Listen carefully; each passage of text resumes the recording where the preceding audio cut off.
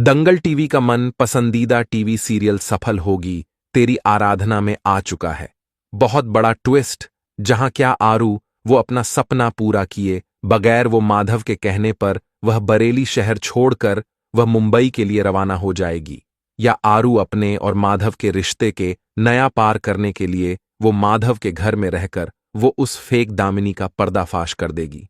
क्योंकि जिन हालातों से अभी आराधना अपने और माधव के रिश्ते के नया के डोर में फंसी है, उससे लगता है कि आरू वो सच में माधव के कहने पर बरेली शहर को छोड़कर वो अपने शहर के लिए चली जाएगी। पर इसका जवाब आगे चलकर पता चल जाएगा, जहां एक तरफ अब आराधना माधव के घर में रहते हुए यह कसम खा बैठी है कि चाहे अब जो कुछ हो जाए, मुझे इस बहुरूपिया दामिनी के सच्चाई लाने के लिए मुझे चाहे सीधी अंगुली टेढ़ी क्यों ना करनी पड़े, पर मैं सब करूंगी और उस बहरूपिया औरत की सच्चाई सबके सामने लाकर खड़ी कर दूंगी। वही सच्चाई पकड़ने के लिए अब आराधना ने फेंक दामिनी के खाना में जानबूझकर वो मशरूम वाली सूप लगा दी थी, और उस सूप के फेंक दामिनी खूब मजे से गटक गई थी। पर उसे यह जरा सी भी पता नहीं था कि जिस मशरूम वाली सूप को मैं इतनी सिद्धांत के साथ खा रही हूं, पर उस सूप से मेरी सच्चाई आने के कगार पर चली जाएगी, क्योंकि उस सूप से असली दामिनी के काफी सारे एलर्जी हो जाता था। वही इस तरीके से आराधना फेंक दामिनी को पकड़ने की अपनी पूरी कोशिश करी थी,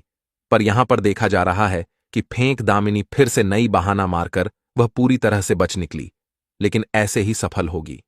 तेरी आराधना के फुल एपिसोड देखने के लिए एक बार दंगल टीवी पर आवश्यक पधारें। आखिर में हम लोगों की आराधना इस फेक दामिनी से पूरी तरह से हार थाक के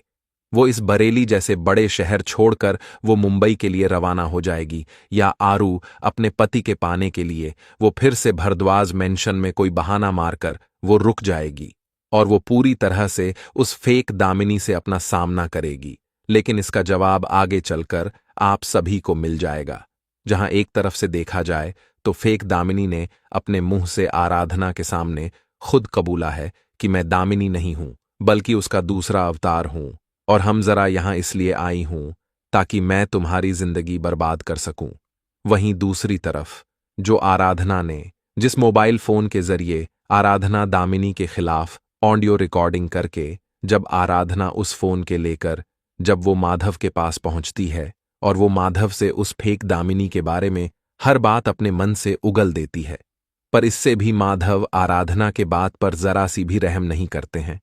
और वो अभी भी अपने नजरिया से उस फेक दामिनी को सही मानते हैं। लेकिन इसी सही या गलत के फैसला करने के लिए जब आराधना माधव को वो फोन देती है जिस फोन में दामिनी का सारा काली करतूत के बारे में रिकॉर्डिंग हुआ होता है,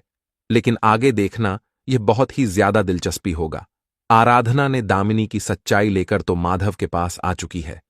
पर यहां पर अब दामिनी उस सच को कैसे रोकती है वो देखना बहुत ही ज्यादा दिलचस्पी होगा। तो आने वाले अपकमिंग एपिसोड के लिए चैनल को सब्सक्राइब कर लीजिए, वीडियो को लाइक कर लें।